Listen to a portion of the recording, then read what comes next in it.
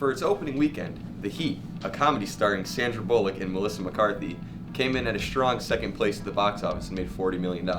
Beating out its male competition, White House Down. While this film brought many women to the movie theater and made lots of money, why is it a big deal? Shouldn't this be the norm?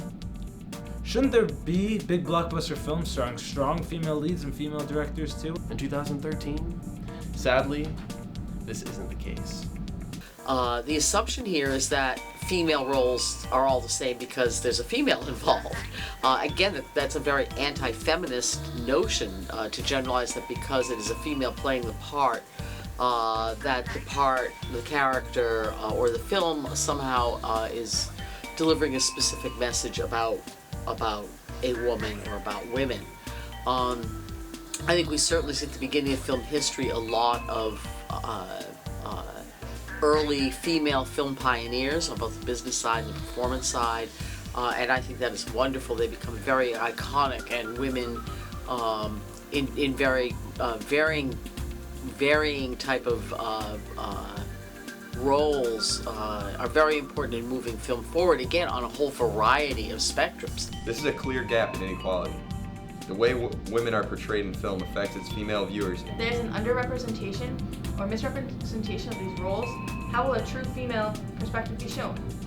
When you treat women as one monolithic group and say that somehow something that appeals to women or empowers women, you're making the kind of vast generalizations that to me are very an anti-feminist way of thinking, which in fact would kind of celebrate the individualism of women and specific individual empowerment. So I find that problematic. Natalie Portman told Elle recently that even the trend of strong female characters in action movies and blockbusters does not mean that Hollywood has suddenly embraced feminism. I think probably women are represented doing more in films today than they have done in the past, and probably featured more than they have been in films in the past, but I would think that it would be cultural. Feminism in a romantic movie, at least in the mass media in the United States, I think this is primarily what you see. That some kind of female who's empowered financially is then lauded as some kind of a feministic icon, when that really is only financial empowerment. They usually end up then running off with a guy and getting married.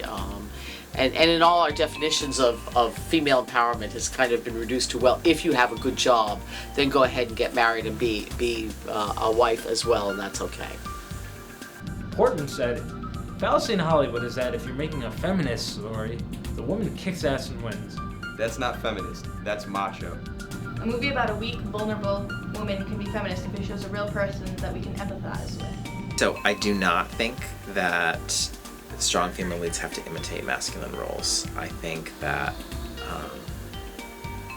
what do you consider a masculine role? What does that even mean?